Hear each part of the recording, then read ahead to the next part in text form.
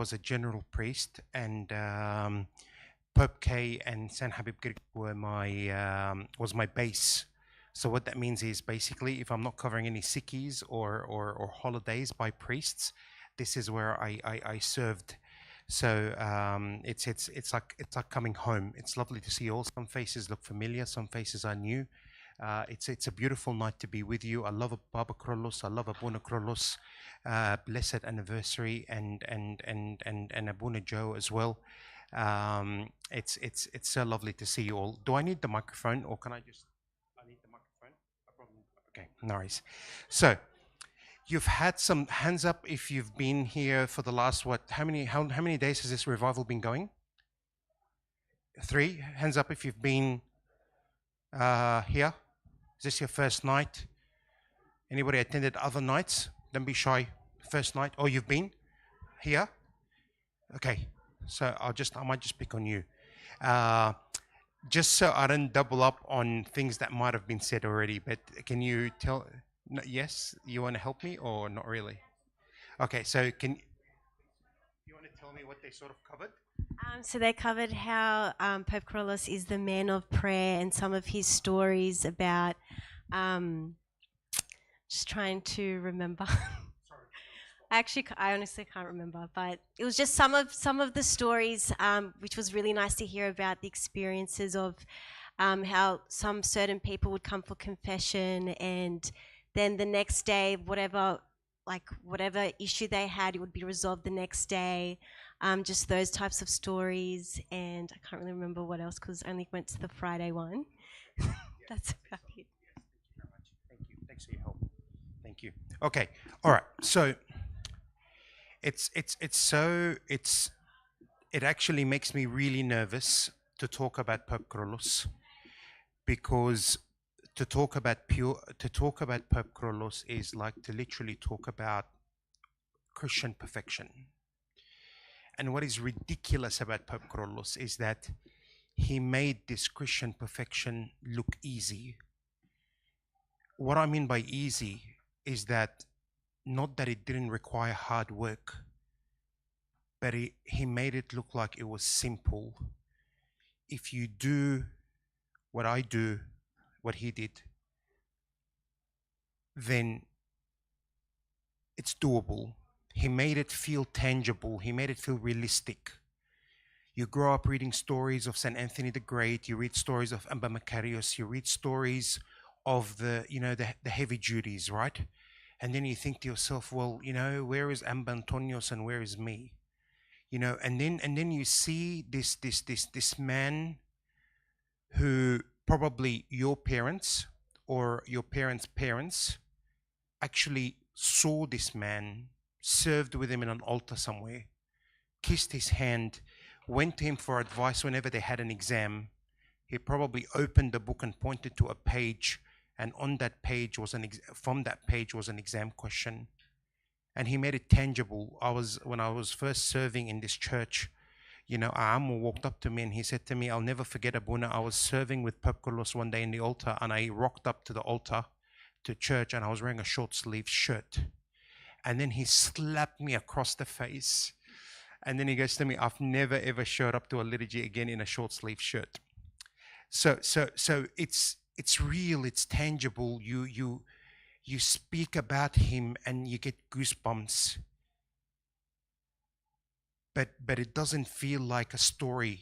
It doesn't feel like a fairy tale. It doesn't feel like a movie. It doesn't feel like something that, oh yeah, sure, 4th century, 3rd century Christianity, right?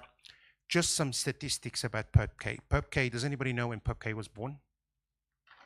Pope K was born in 1902 and he died in 1971, making him 69 years old when he passed away. He became a monk at the age of 26. In 1928, he became a priest in 1931 when he was 29 years old. He moved to the Windmill in 1936 when he was 34 years old. He became the abbot of St. Samuel's Monastery in 1944. He was 42 years old when he became an abbot of a monastery. He became the Pope in 59. He was 57 years old. And then he died in 1971 when he was 69 years old. And at that time, he was 12 years. Sorry, he was a pope for 12 years. Pope Kyrillos is such a unique character because from the day I was ordained, I always had this issue with my mental capacity. And I always ask myself, and I say to myself, what can you possibly do? How much of an impact can you possibly have? And then you encounter a man like Pope K, and then you realize how it took one person, two persons, including Habib Girgis, if you look at the history and what was going on in that time, to reform the church, to take the Coptic church from a time of darkness to a time of light, to revive the monastic life in the Coptic church, which we hold very, very close and dear to our hearts, and we hold ourselves very proud of our monastic movement. To give you some historical background, the Pope before Pope Kyrillos, the one before him, was Amba Macarius III. Amba Macarius III was the metropolitan of an area in Egypt called Asyut. He was ordained as a pope. He sat on the papal throne on the See of Samark for a year and a half. He had so many problems, so many disputes with the Holy Synod, so many disputes with El Majlis Al Milli, the layman's council, that he actually quit his job, so to speak, took himself out, went to the monastery of St. Anthony after a year and a half of serving as a pope, and literally just left the seat, ran from the seat, and went and hid in a monastery. Struggled really well, struggled really badly. And then when he finally sort of resolved some of the issues were going on, he came back, and shortly after that he passed away. The Pope that came after him was Amba Yusab, Pope Joseph II. Amba Yusab was a very interesting character. He was a simple man, very simple, holy man, spiritual man, but very simple, didn't have any leadership skills, wasn't a man who was invested into the politics and running a church. So he had the sidekick, right? His driver, his name is Malik. Malik, for all intensive purposes, was probably one of the dodgiest people you'll ever meet in your life. And he really, really abused his position. Malik, by the end of the papacy of Amba Yusab, it's probably, for the lack of better words, he was probably running the church. He was effectively pseudo-pope. Malik would run all of administrative things. He would run everything. If you needed anything, if you needed an ordination, if you wanted to ordain a bishop, if you wanted to promote a metropolitan, you would go see Malik, you wouldn't go see the Pope. And this is just a layman, not a priest, not a bishop, not a metropolitan. He was just the driver of the Pope. During the time of Amba Yusab, Pope Yusab, there was 19 ordinations that he has made, that he put into place. He ordained 19 bishops. 16 out of those 19 ordinations were paid for, bought effectively by bishops, and paid Malik, and Malik put into effect and got them ordained by recommending them or persuading Amba Yusab, Pope Yusab, to ordain these people. And these bishops literally bought their seats. They bought their promotion. How do you do that if you're just a monk in a monastery somewhere? You write an IOU note, which is legally binding in Egypt. So you walk up to Malik and say, hey Malik, I'm a monk. I think I'm all right. I want to become a bishop. I don't have any money now, but as soon as you find me a diocese and you get me ordained, and then I'll have some, access to some hectic money, then I'll pay you back for the ordination. 16 out of 19 ordinations were done like that. So then a group of youth, some of them probably not too much older than you guys, they're called Coptic Nation. They rose up and they said, this is really corrupt. This is not how a church should be run. You can't just buy things, you can't buy promotions, you can't buy appointments. Malik is not the Pope. Why is he running the church? So they showed up to the residence of Amba Yusab one night, literally at night when he's sleeping in his room. They jumped the fence, broke into his room, and kidnapped the Pope. Took Amba Yusab out of his room, out of his residence, and then took him to a convent in Old Cairo in Egypt, and they locked him there until the authorities eventually looked for him and found him, and then they broke him out. When they took him out, they tried to return him to the church, to his seat and his authority. The Holy Synod said, we don't want anything to do with him. We don't want him anymore. Shortly after that, because of the pressure and everything he was going through, he passed away. This is the state of the Coptic Church prior to Pope Kyrillos, immediately prior to Pope Kyrillos. The church stays without a pope for 3 years. No pope running the show, no authority, no one running the show. They made a small council of 3 bishops. I think 2 of them might have been metropolitans. And they said, okay, this council can run the show in the interim until a pope is ordained. There is no pope for 3 years. And then the recommendations come through, and then Pope Kyrillos is eventually ordained. So Pope Kyrillos comes along and he inherits this church with absolute decimate, completely ruined. If you're a parent and you had 2 children, one of them was sort of smart enough to be able to get a job or, finish high school and maybe get a degree, you would send them off. And then if you had another child who maybe had some intellectual disability or wasn't smart enough to make it through school, you would send them to the monastery and they became a monk. Because that's how families saw monasticism. They thought it was a way by which you can get rid of your troubled children. So then Pope Kyrillos comes and he goes, this is a problem. Can anybody tell me why this is a problem? Especially in monasteries and monks. What happens if you have a church that is full of monks who are uneducated, have no theology background, no church education or school education? Some of them couldn't even read and write, absolutely in decimate. All they know is that they've family sent them to the monastery so they can sit there, eat, pray, and hope for the best. Why is that an issue?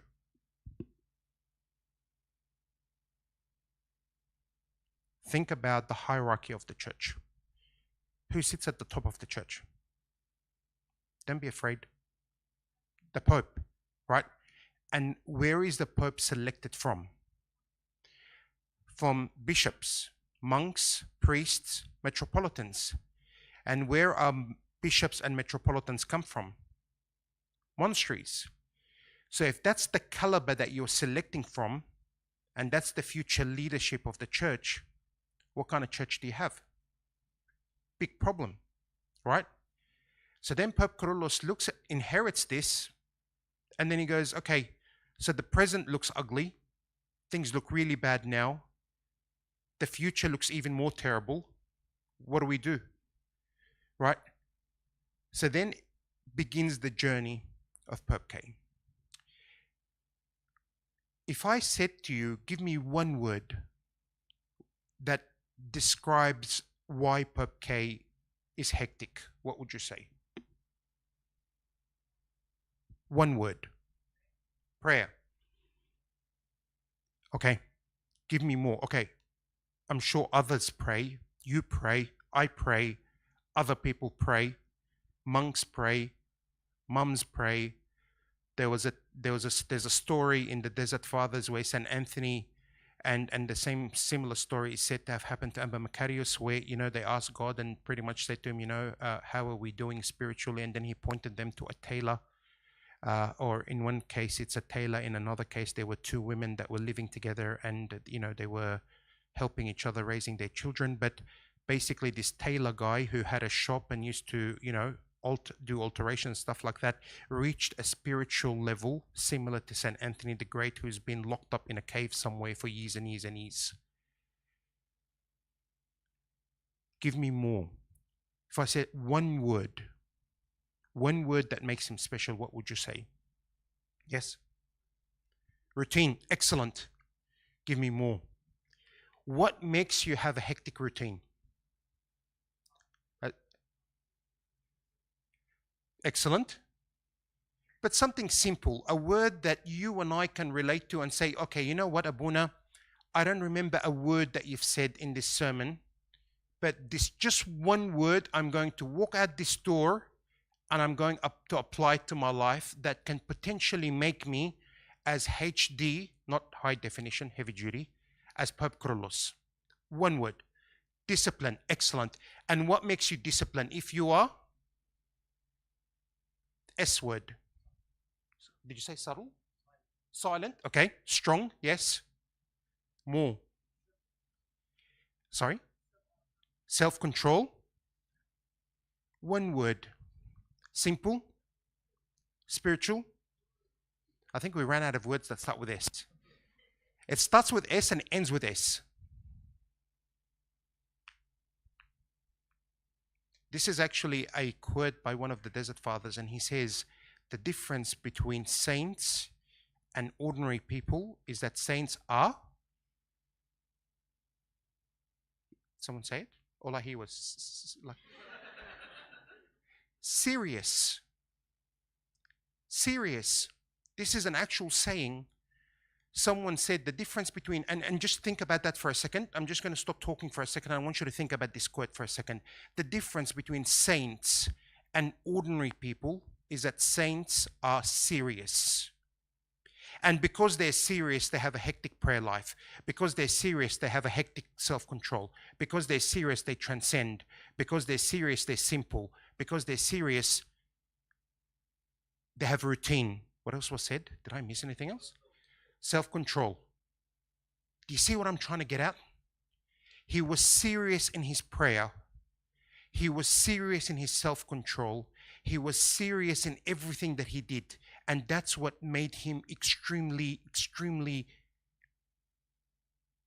powerful. Because this was very important to him. And he took it seriously.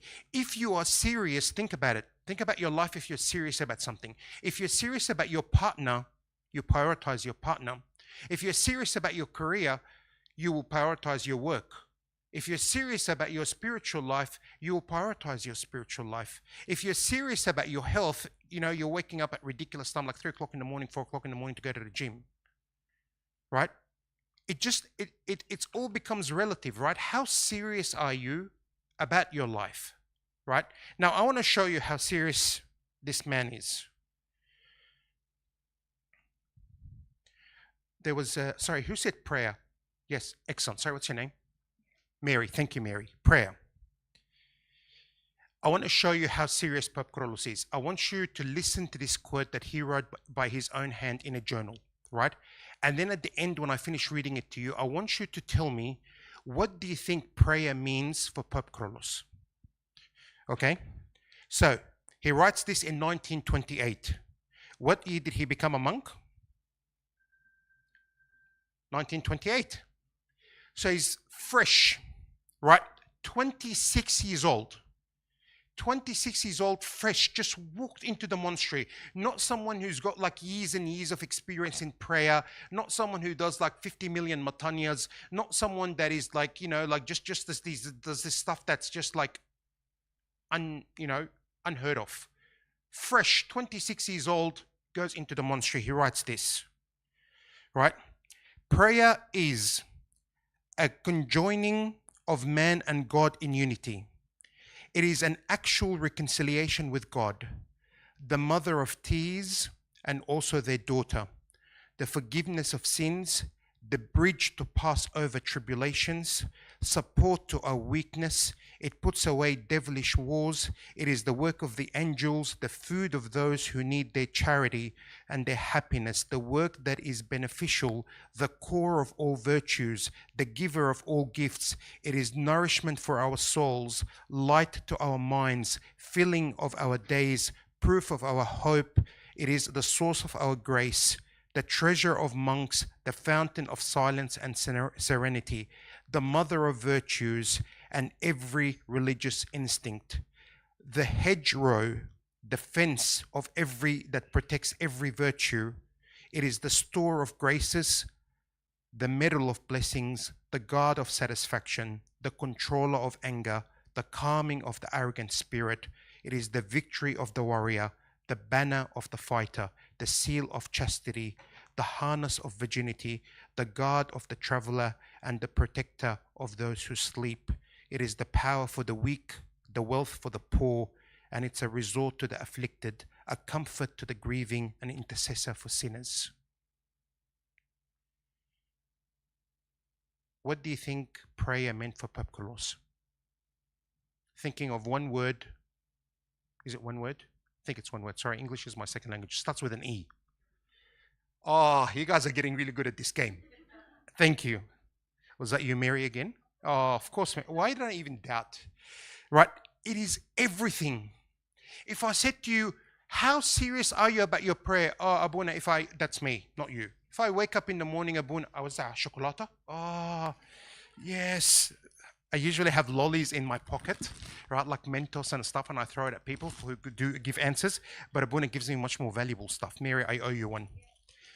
Wow.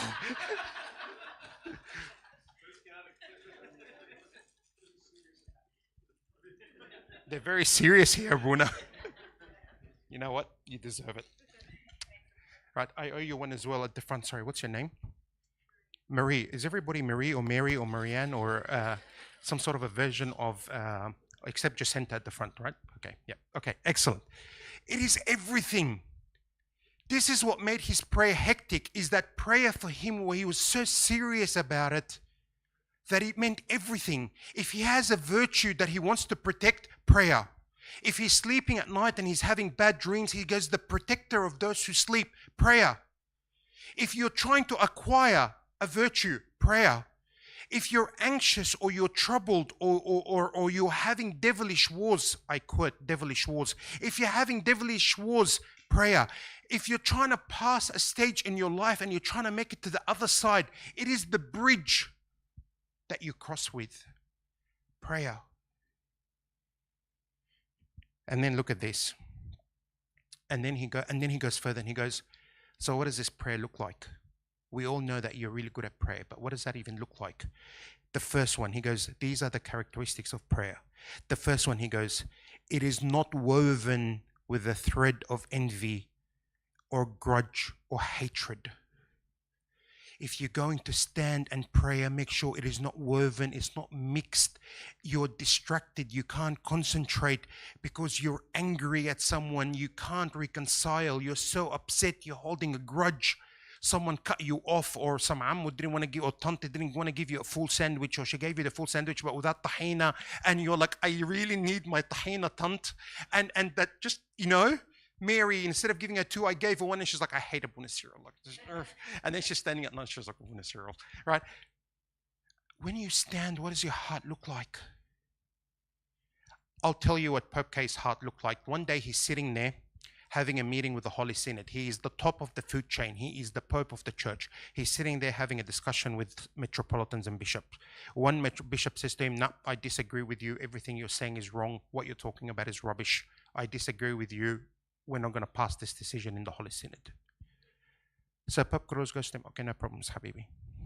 But the metropolitan has a grudge against, say, the Pope, and that's why he's sort of like, it's got nothing to do with this thing that they're trying to pass or agree on, but he just doesn't want to agree with anything that Pope Kyrillos says. So Pope Kyrillos is sitting there in his cell, and he knows that in 4 hours' time, in 2 hours' time, midnight I'm assuming, 2 hours' time I'm going to wake up and bake Urban, because in another 2 hours at 4 o'clock I'm going to start Tasbiha. At 6 a.m. I'm going to start Matins. and then start a liturgy, and then I'm going to pray. I can't do any of those things and I have some beef. Not real beef, but like punch on beef then. Okay. So what does he do? 12 o'clock at night, he picks up the phone, calls this metropolitan. He says to him, listen, I don't care about the decision. I don't care about, like who's more authority, who's more powerful. You're trying to prove that you're stronger than me, or you have more pull in the synod or whatever. I don't care about all of those things. But in 2 hours' time, I'm going to get up and make Urban. In 4 hours' time, I'm going to start Tasbihah. In 6 hours' time, I'm going to start a liturgy. Or 4 hours' time, I'm going to start a liturgy.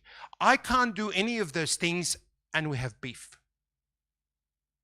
So you either forgive me, and I can do all of those things, or I come right now to your residence and we sort this out so I can actually go ahead and make my Urban and do my Tasbihah and pray my liturgy. So when he says not woven in grudge or envy or hatred, these are not just words. Because he was serious, he lived what he believed. Second characteristic, he says, if you have to leave your cell, protect what you have gathered. When you stand and pray, when you have an encounter with God, every prayer you say, whether you have a prayer rope in your pocket and you're praying the Jesus prayer, or whether you're standing in your room, or whether you're reading the Agbiya in the car while you're dropping off the kids to school, or whether you're just reciting a psalm that you know off by heart when you're doing lunch boxes, or whether you're at the gym pumping iron, and you're listening to Tazi, right? Whatever it is, these are all encounters with the Lord of Lords and King of Kings, right? You can't have an encounter with the Lord of Lords and King of Kings and then walk out as if nothing has happened. And then I go and somebody cuts me off, so I swear at them either physically or in my head, or Tonte gives me the full sandwich without the tahina, so I'm like, want to punch on with her, and you can tell I really like tahina. But he says, if you have to leave your cell, for him, he's a monk, he's leaving his cell. For you, even if you prayed for 5 minutes, you said, Lord, I don't have time this morning, but I'm just going to say, Our Father who art in heaven, and then I'm going to leave. In that encounter, whatever you have gathered, whatever you have received, whatever has imprinted, as they say in theology, imprinted on your inner man, you don't just walk out and it's like you're an ordinary man. You are not normal. Whatever you have gathered in that encounter, you protect that with your life. Something comes up on your social media that's inappropriate, I can't, because these eyes have looked at some words of prayer in an Agbiya. Your ears hear something, I can't just let my ear listen to whatever, because in that encounter, I heard I was listening to Tasbihah, or I was listening to Psalms, or I was listening to something. Every encounter with God is not something that you just walk out and you feel like, khalas. Now he's talking about his cell. Imagine the liturgy. Imagine you're not just having a spiritual encounter with God, but a physical one where you eat and drink the Lord of Lords and King of Kings, his flesh and his blood. How much more should you protect that? 3, he says, among all, okay, this is my favorite. This is my absolute favorite. Look what he says. He says, among all spiritual exercises, among everything that you can possibly do, whether it's fasting, or whether it's prayer, or whether it's abstinence, or whether it's service at church, or whether it's making Urban, or whether it's serving in the kitchen. He says, among all spiritual exercises undertaken by all people, there is no greater power than prostrations. And then he puts a full stop. And watch what he says next. It terrifies the demons. Does everybody know what prostrations are? Matanyas. Everybody knows what a matanya is? Matanyas. Out of everything that you do, nothing terrifies, and these are his words, not mine. It is terrifying to the demons. So when you're standing this Lent and you are saying Our Father, what differentiates whether you are serious about Our Father who art in heaven or you are not is whether you're going to chuck a matanya after Our Father or not. Because the moment you chuck the matanya in, and you include it in your prayer routine, you're serious. Terrifying for demons. Am I going to be like Pope Kyrillos, where he used to, I don't know if you've heard this story or not, but Pope Kyrillos, when he became really famous and people knew about him, and he was just, people wanted to come and take his blessings, people would line up after liturgies, like hundreds and thousands of people to take his blessing. So he's been awake since 2 o'clock in the morning, so occasionally he falls asleep. But he falls asleep while his hand is like on the chair, like the armrest like this. So people literally just walk up and kiss his hand and go. The man is asleep. He's not even awake. And sometimes in this queue of people lined up, the demons are so terrified of him that if someone comes that happens to be, and it has happened, where someone comes in the queue and they are demon possessed, he doesn't need to wake up or sprinkle water or anoint you with oil or read you a psalm or slap you across the face. In his sleep, you are in his presence, the demons flee. Now, like, I'm not telling you a movie about Marvel or superhero or Superman or DC or whatever, whatever floats your boat, whether you're a DC fan or a Marvel fan. I'm not telling you a story about Superman or Batman or Iron Man or Wonder Woman or some sort of a superhero. I'm telling you about a man like you and I, right? Not from another planet, just a man who was, come on guys, serious about what he did. Are you with me, bro? What was he? Excellent. Just checking on you. I thought you fell asleep. Right? Just serious. But I'm not talking to you about, I want you to sit there and, if Tanta doesn't want to give you the tahina on the full sandwich, happens to be demon possessed by the shar, and then you're standing in the queue trying to get the full sandwich, and then she just, has an exorcism and the demon flies out, and then she gives you extra tahina. No, I'm not talking about that. I'm talking about you battling every single day of your life, whether it is, I'm not sure what the audience is like here, but stuff that you're watching online or things that you're doing in your private time in your room alone, or thoughts or things that you look at, or temptation. These are all demons that are raging war against you. Do you want to be terrifying to them? Do you want them to flee from your presence? Do you want them to get out of your head and khalas, I've had enough, leave me alone? Chuck the matanyas. I'm serious. I know I make it light because this is what I do. Right? I try to make the serious stuff light so you guys don't fall asleep. What's your name? Not that you're sleeping, Anthony, but you know what I mean? So I don't lose people like Anthony. But it's that when you sit with your confession father this Lent, say to him, Abuna, I've never done a matanya in my life. I don't even know how to do a matanya. What do I do? How do I do it? When do I do it? Before a psalm, after a psalm, before Aban al-Lazi, after our Father? Just tell me, even if I start with 1. Then I'll take it up to 3, then I'll take it up to 5 or whatever, But it shows to God and it shows to the demons that you are serious and you mean business. So the first one is, it's not woven in hatred or grudge. Whatever you encounter with God, keep it. Matanyas. And then he says, spend the night in prayer. But to do so, listen to this, right? Spend the night in prayer, but to do so, to be able to pray. If you're sitting with your confession father and you keep saying to him, Abuna, I want to pray, but I can't pray. Abuna, I start, but I fall asleep. Abuna, I try, but I'm distracted. Abuna, I do my morning canon, but I can't do my night canon. Look what he says here. He says, spend the night in prayer, but to be able to do so, spend the day preparing for it. If you want to be able to pray at night, spend the day preparing for it. What does that look like?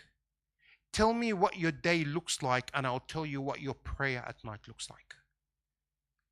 What are you doing during the day and what does your prayer at night looks like? What is he trying to say? He's trying to say that prayer is not something that just happens haphazard. It's not by chance. It's not a thing that I just rock up to. I have a beautiful icon or a prayer corner in my room and I just rock up and I go, Our Father who art in heaven, let us give thanks to the gracious and merciful God. Have mercy. No. It is cultivated. You're thinking about it. You're preparing yourself for it. You are thinking about how, when I stand in front of God, what does that look like? What do I want to take? Pope Shenouda Pope Shenouda used to say that when you stand in front of God, don't leave until you have taken from him. And then he makes the jokes and he says, how many times did you stand in front of God? And just as he was about to give you, you're like, our Father who art in heaven, amen. And then the last one is, he says, persist in reading and honor it. Reading is the fountain of intelligent prayer. He doesn't mean intelligent as in you should have a PhD in prayer. What he's trying to say is, you have to be serious about your prayer. You have to be intelligent about your prayer. Why am I praying? Have you ever asked yourself, why am I praying? Is it because so I don't disappoint my confession father? Or is it because I just want to ask, and God is like a vending machine, and I just want, today I want Fanta, tomorrow I want Coke, next day I'm trying to shred, so I'm going to have a Coke Zero, and, next thing I'm going to get a protein shake or some coconut water because it's low carb. Why are you praying? You got to ask yourself. And then when you decide why you're standing in front of God, that's when you start to have intelligent prayer. And he says, read. Why read? Because you can plagiarize. It's okay to plagiarize. It's probably the only time you can plagiarize. I'm choosing my words carefully because I know there's a teacher in the room, but it's okay. It's spiritual life. Baba Kyrillos is not going to be upset. So if you copy and paste, not from ChatGPT, but like the stories of the fathers, and you work out how they prayed, and you copy and paste into your life, that's intelligent prayer. Does anybody know who Pope Kyrillos mimicked? Who was he copying and pasting from, and who was he plagiarizing from? St. Isaac the Syrian. Thank you, Abuna. St. Isaac the Syrian, one of the all-time heavies of monastic life. Okay, now, Abuna, what time do I finish? Sorry. لا كمل. طيب. We're on page 2 of 10, so no, I'm just...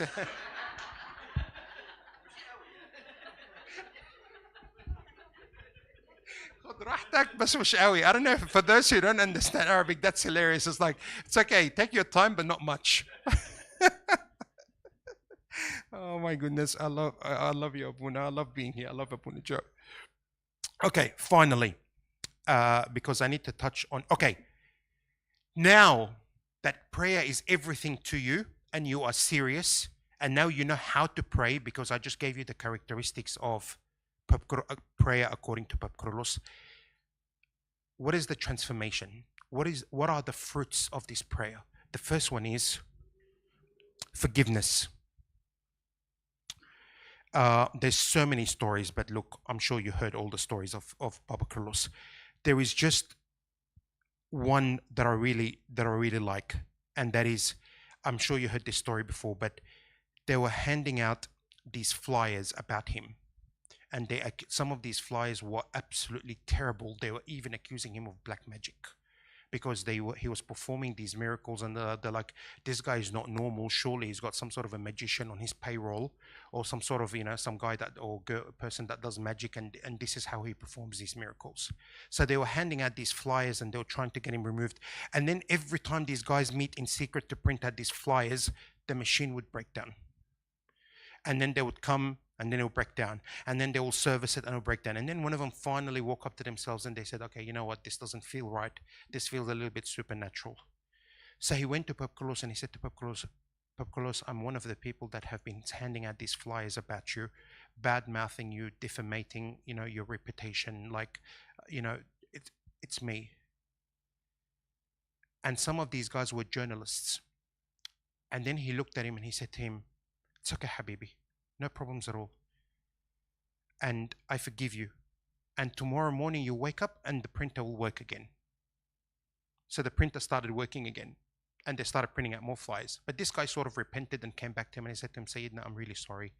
And then eventually the government found out that these guys were doing it in a dodgy way, and they were journalists, so they all lost their licenses and they weren't able to work anymore.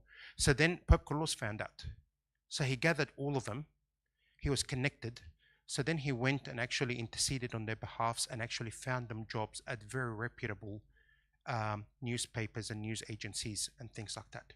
The second one that I really like is that there was a priest who had a weakness with alcohol, and he would drink a lot. And sometimes he would show up to liturgies being drunk. So people started to complain about him. But the way that he dealt with it is just mind-blowing, because sometimes you look at an icon of Pope Kyrillos and he looks like he's really like scary guy, right? Like he's big. He was big physically, and you can argue that he looks scary sometimes, right?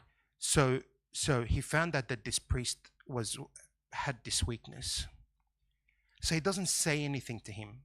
He doesn't say to him, "Come here, you're excommunicated, you're fired, you're a bad, you're a bad influence, you're a bad role model." He calls him in, and then he says to him, "I want you to come serve with me. I want you to be like my personal priest, where everywhere I go and pray, you could tag along with me. And we go and we pray together and we travel all of Egypt." And it's a hectic position. Like all you do is just traveling around with the Pope and praying liturgies with him. So Abuna goes to him, "Oh, okay, how did I say? Now, you sure?" He's like, yeah, I want you and you only. He goes, "Are you sure? There's plenty of other good priests." And the priest is worried because, he used to drink so much that you can smell it on his breath. So he didn't want the Pope to smell his breath in the morning, smelling like alcohol. So eventually he was embarrassed, right? You can't be sitting next to a Pope in the car or whatever and you smell like alcohol. So he had to stop. So he would take him and serve with him and go around with him and pray liturgies with him and everything. And then eventually what happened to this priest? He stopped what? He stopped drinking altogether. And then when he realized that he was all good now and he stopped drinking and he's like detoxed and he's all clean now, he said to him, "Okay, Habibi, you're ready now. Go back to your diocese." And every time somebody came and asked about him and said, "What did you do to him? Did you excommunicate him? Did you get rid of him? What did you do?" He said, No, I want him. He's really special to me and I want him to pray with me because I want to take his blessings."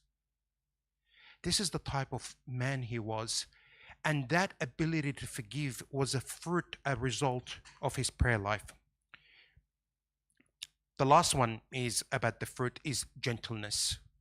There's this beautiful story that I can't get over where he's praying the liturgy, not praying the liturgy, he's praying Good Friday, and people just flock to pray with him. And then there was a young man who got a little bit hungry during Good Friday and couldn't last till 6, 7 p.m. So at about 12 o'clock, he took a bit of a snack break. So he goes in and he's new to the church. He goes behind the altar, follows this walkway, this corridor, and then he ends up in a kitchen. Then he goes to the kitchen and he sees all this food on the table prepared, and it's like a feast. So he finds like tamia and fool and tahina and, and then he goes, "Oh, this is hectic. I'm just going to sit down quickly, eat a couple of tamiyas, dip him in tahina, and we're all good." So he's sitting there eating, and then he doesn't realize that he actually accidentally walked into the papal residency. So Pope Kyrillos wanted to take a toilet break. So he leaves the church, and then he walks into the room, and he sees this young man doing what? Smashing the tamiya with the tahina. Exactly. Thank you, boys. You got the drift now, right? With a tahina, right? And then, just imagine this, right? Like you're sitting there eating during Good Friday. No drama. I'm not judging. But then you turn around and the Pope of the church is standing behind you, right? And it's not pretty, right? And then literally, right? This is what the story says. I'm not exaggerating. I'm not trying to be funny, but this is how the story goes, right? Then he looks at him and he goes, "Oh, Habib," he goes to him, sit. So the guy gets up and he's like in a panic, right? So he goes to him, "Sit down, Habib, sit down." He goes to him, "You forgot the salad. The salad is in the fridge." He goes, opens the fridge, pulls out the salad, and goes to him, "Here, go finish your meal." That's the compassion, the kindness. Not, "How dare you, it's Good Friday, you couldn't last one day. Jesus fasted 40 days and 40 nights. Slap." No. How's salata? How's tahina? How's pickles? Okay, all right. I'm going to end with this, right? Because Abuna, in the topic, it says, talk about his service, and then talk about, talk about service. I'm just going to stop. I'm just going to talk about one thing, is that sometimes I don't know how to serve. I don't know where to serve. Abuna, I don't think I have the skill set to serve. Abuna, I don't know how to make urban. I was talking to a guy at church today, right? He's retired. He retired early. He's done really well for himself. And I said to him, "What do you do?" He goes to me, "I do nothing." And I'm like, "Okay, come make urban." He goes, "I've never baked in my life." I go, "No prior experience required. Come practice on me. I'll be your guinea pig. Make me the urban and I'll eat it." Right. So and sometimes that can be a hindrance. Like in my mind, I feel like I'm not equipped, I'm not good. Like Moses in Exodus chapter 3, where he says to him, "I'm slow of tongue," and then he gave like God a million excuses to not serve. And sometimes we do that, right? Or I fall into the trap of thinking I'm not worthy to serve and all of these things. But there is one important service that we can all do. Can anybody think of what that service is? Something related to Pope Kyrillos. He's the man of prayer. Excellent. You guys are awesome. I don't have enough key rings, so sorry. Are you sure? Thank you. No, I've got some. Prayer is a service. But I want to tell you how when you're serious in what you do, God literally comes up to you. This is how I imagine it, because I have a very simple brain and I like to picture things in my head. He gets this treasure chest and he says to you, "Ta'ala habibi. You were serious in the little, I'm going to make you what? Ruler over more things." So he opens this treasure chest and he says to you, "Okay, here is healing for the sick. Here is ability to help people. Here is a virtue that you wanted. What would you like to take?" And because Pope Kyrillos was serious, he had this beautiful gift of not having a veil between the heavenly and the earthly. He was able to penetrate through that and have this connection with the heavenly sense. We all know his relationship with Marimina. But I just want to tell you one story. Because to me, when I think about what contribution did Pope Kyrillos make to the world and to people, he's done many things. He was the first pope to establish churches in Asia, America, Australia, as you know, and we can talk about his services many, but in my mind, it's the one service that I thought is practical and we can all do, is to pray for someone. A lady writes him a letter and she says to him, "Your Holiness, I've been trying to have a baby for so many years and I can't have a baby." So he writes a letter back to her, and this is what he says. Look at the simplicity, but the insane power that he has, the connection that he has with the heavenly. This is what he writes to her. And I think when he says these things, he's not joking. He's not being sarcastic. He's being serious. He goes to her, and I quote because there was a copy of this letter, right? He says to her, "I am standing in front of Marimina. Not the icon of Marimina, not the altar of Marimina. I'm standing in front of Marimina. Like me and Marimina are like me and Anthony right here." And I'm like, "Hey, Marimina." And he goes to her, this is his response. He goes to her, "I have asked him to help you. And next year you will have a son. And he said, bring him so I can baptize him." I would drop this mic, but it would break, and then I'm sure I was like, but what is that, bro? That's just like, come on. But to me, that's what I can. Now, he's got the power to talk to Marimina face to face. He's got the power to send San Mark to Abuna Rafael Avamina when he saw him walking around the church with the Sharia, and he said to him, "Why are you offering incense to the chair?" Right? It's different, another story for another day, right? He's got that power. But how much power do I have when I know there's a friend or a family member who's in trouble or whatever, or just needs some prayers, and I say, no, I'm not standing in front of Marimina. I'm not standing in front of St. Mary. I'm not standing in front of St. Anthony. I am standing in front of the Lord of Lords and King of Kings, and his flesh and blood are like within 30 centimeters of me. I am right there. And I have given your prayer request to the Lord of Lords and King of Kings, the creator of heaven and earth, the one that has the power to move everything. One of my favorite sayings about Pope Gay, he says, put everything on the altar because it moves the hands of the one that controls everything. Imagine writing someone's name, just a name. If you're worried about a deacon opening it or reading it, or you don't want to expose a relationship that you have with someone and you're not sure if they're the right person or whatever the circumstance is, no information necessary. He knows. Just piece of paper, and you say to him, Lord, I'm not standing in front of Marimina, I'm standing in front of you. This is my prayer request.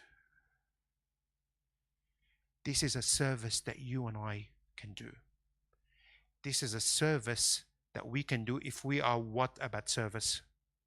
Serious about, who said that? Was it you? It was you, wasn't it? Don't be scared, I'll give you a gift. Was it you? Who said serious? Come on, guys, someone said serious. Abuna, I can't. Okay. Like, it's your gifts, I can't give it back to you. That's so cheap. That's like cheap if I give you back your own thing. But yes, so I really hope, I'm done, and I'm so sorry if I'm running late, but just walk away with one thing. Pick one thing this Lent. You've got 4 weeks roughly left. Next Sunday, God willing, is the Samaritan woman, and I'm told by people who like to count down Lent, I don't know why they do that, but maybe, they don't like tamia with tahina, they want like kofta with tahina. But I'm told that Samaritan woman is the midpoint. It's the halfway, right? So forget about how the first half went. Forget about whether you fasted or not. Forget about whether you started matanyas or not, even though they're terrifying to demons. Forget about whether you've had confession yet or not. Forget about whether you were serving or not, or whether you prayed for someone. Just stand up in front of God tonight. Just before you leave here, before you run out and eat and have fun and play pool and work out on that gym machine. That's a hectic idea, Abuna. I can't believe you have a gym at church. I was talking to this bikie, this Muslim bikie, and he goes to me that I don't know how we ended up with this conversation, but anyway, he was telling me about how in a particular mosque they literally have like the top floor is like a gym, like fit out gym, complete professional, like full on gym, Abuna. And he goes to me, the Muslim youth are like, he goes to me, it's the biggest attraction in the world. Like, he goes to me, like the mosque just like flourishing with people. So you started with the chest fly thing. We'll get there, Abuna, inshallah. We'll have a full-blown gym here, God willing. Even I'll come and work out.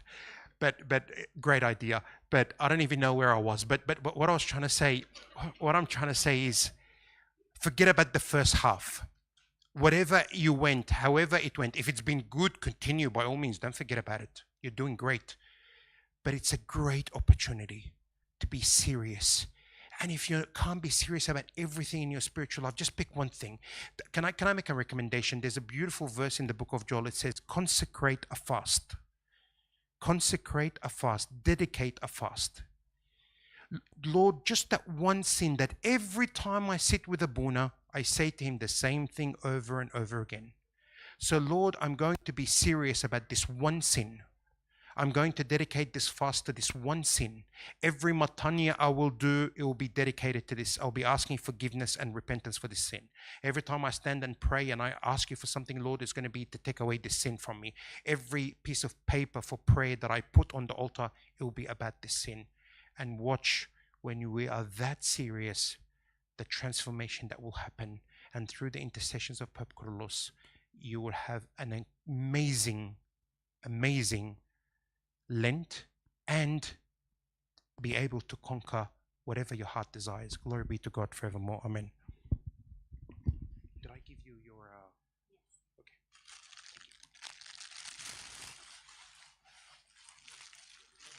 Sorry? Oh, sorry. No, that's okay. I was going to take it home if you didn't take it home. We'll all stand up to pray together.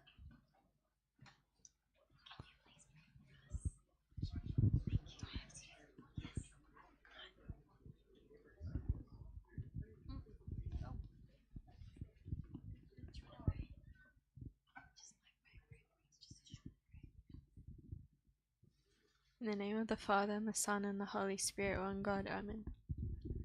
Thank you, God, that we can all be together in your house and we can be in your presence and the presence of each other. Please, God, help us to follow the path of Pope Kyrillos and to just pick one thing to imitate from him. Help us in everything, Lord, in our spiritual lives in this Lent. Help us to love each other and to love you. Amen. Through the intercessions of Saint Mary, Saint George, Saint Abu Sufyan, Saint Habib Girgis, and Saint Pope Kyrillos, and all the heavenly saints, hear us as we thankfully say, Our Father, who art in heaven, hallowed be thy name. Thy kingdom come, thy will be done on earth as in heaven. Give us this day our daily bread, and forgive us our trespasses, as we forgive those who trespass against us. Lead us not into temptation, but deliver us from evil. Through Jesus Christ our Lord.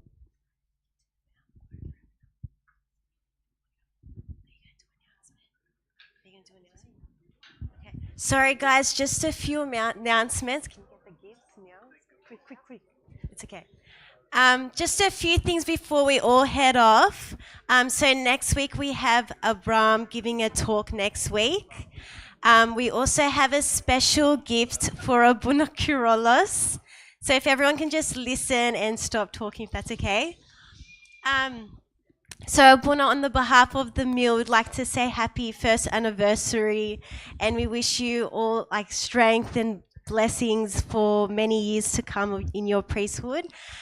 We have a little present for you, just some flowers and a little gift.